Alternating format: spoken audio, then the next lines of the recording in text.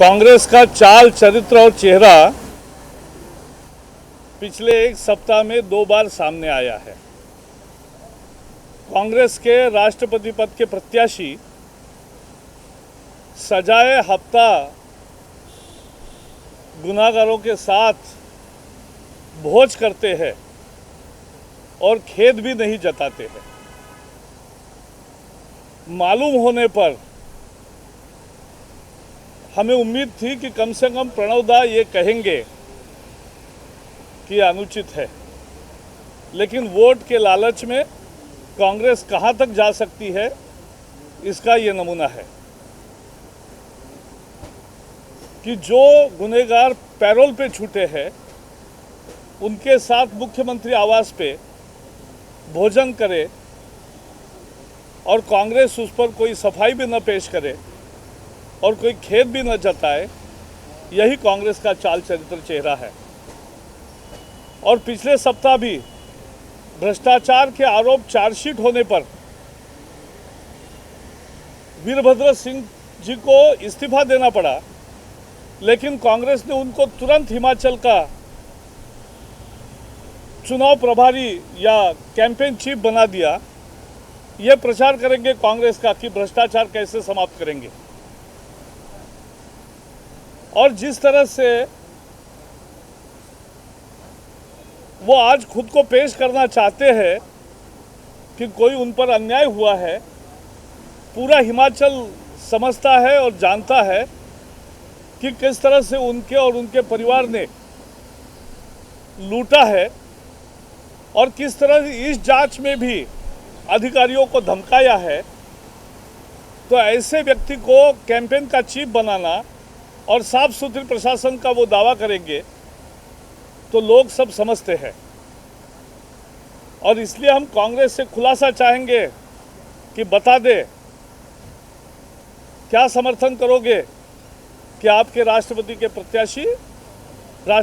के प्रत्याशी सजाए हफ्ता गुनाहगारों के साथ भोजन में शारिक होते हैं। We condemn this. The way yesterday Congress is exposed while their candidate for the President of India, for the post of the President of India, was at a lunch ceremony at the Chief Minister's residence of UP, and there were the 2 convicted politicians who were present there, though they were on parole. So this is what Congress stands for. And I was expecting that at least Pranab Mukherjee will say something on this and will at least express regrets. But in the bargain of vote, I think he has forgotten. And Congress is also not coming forward. But this is the characteristics and character of the Congress. This is the Congress culture of corruption, which is in the on exhibit in Andhra also. What is happening there is a Congress corruption. And last week only, Veerabhadra Singh had to resign from his central ministership because the charges are framed against him in the corruption case. And immediately Congress picked him up and appointed him as the campaign chief to campaign in Himachal for the clean administration which Congress wants to offer. A corruption-free regime propagated by the man who is already charge-sheeted. So this is the Congress culture of corruption. And all Himachal people also know. And that is why they brought down the Congress regime. But we want explanation from Congress on all these issues. But we know that they have very little to offer. देश में वर्षा की स्थिति, monsoon की स्थिति बहुत ही चिंताजनक है। किसानों ने बोया हुआ पहली बुआई जो होती है वो सब खत्म हो गई है बहुत भारी हिस्से में। देश का किसान परेशान है, लेकिन सरकार हरकत में आकर कुछ करती नहीं दिखाई दे रही है। वो केवल भरोसा दिलाना चाहते हैं कि अब बारिश आएगी, लेकिन जब जून महीने में जो बुआई का समय है उसी समय अगर 30% 40% तक घाटा होता है तो किसानों को बहुत बड़ा खामियाजा भुगतना पड़ता है। हम मांग करते हैं कि किसान के इस दर्द को समझकर सरकार को तुरंत उनको जिनकी पहली बुआई में नुकसान हुआ है उनको आपूर्ति करनी चाहिए नुकसान की, और उनको मदद करनी चाहिए।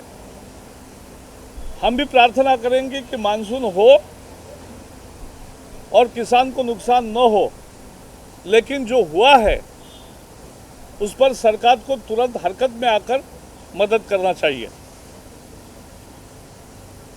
We are surprised to see the government in action when the country has received 30 to 40% deficit rainfall in the month of June, which has put millions of farmers into very difficult situation.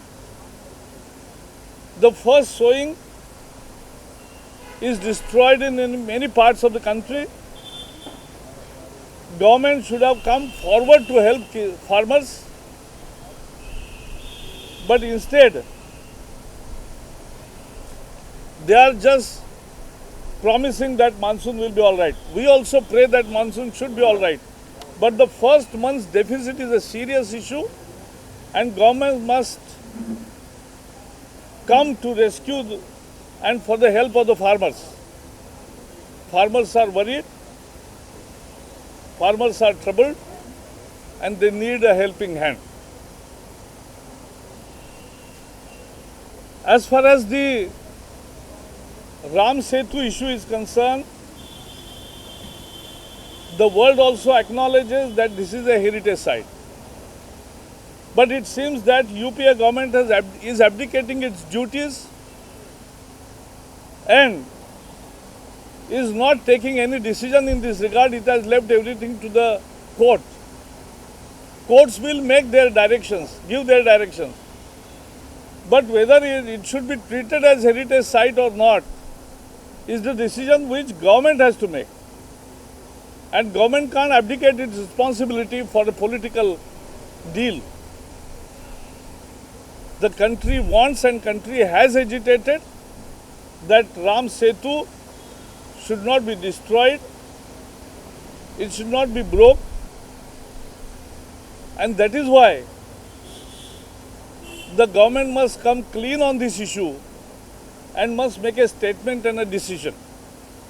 Ram Setu के बारे में देश भर के जनता की जो भावनाएं हैं, 3 साल पहले देश ने उसको प्रकट किया, फिर सरकार को ये मुद्दा पीछे रखना पड़ा। लेकिन अब लगता है कि सरकार कोई निर्णय करने की मनस्थिति में नहीं है राजनीतिक लाभ को देखते हुए। राम सेतु विश्व की धरोहर है कि नहीं, और अगर धरोहर है तो उसको तोड़ना नहीं चाहिए। ये निर्णय कोर्ट नहीं सरकार को करना चाहिए। लेकिन लगता है कि सरकार अपनी कर्तव्यों से भाग रही है। जो निर्णय सरकार को करना चाहिए सरकार कह रही कि कोर्ट करे। हम मांग करते हैं कि सरकार को जो निर्णय करने चाहिए वो सरकार ने करने चाहिए, लेकिन किसी भी सूरत में राम सेतु को तोड़ा नहीं जाना चाहिए। इस दिशा में सरकार के निर्णय होने चाहिए। That's all.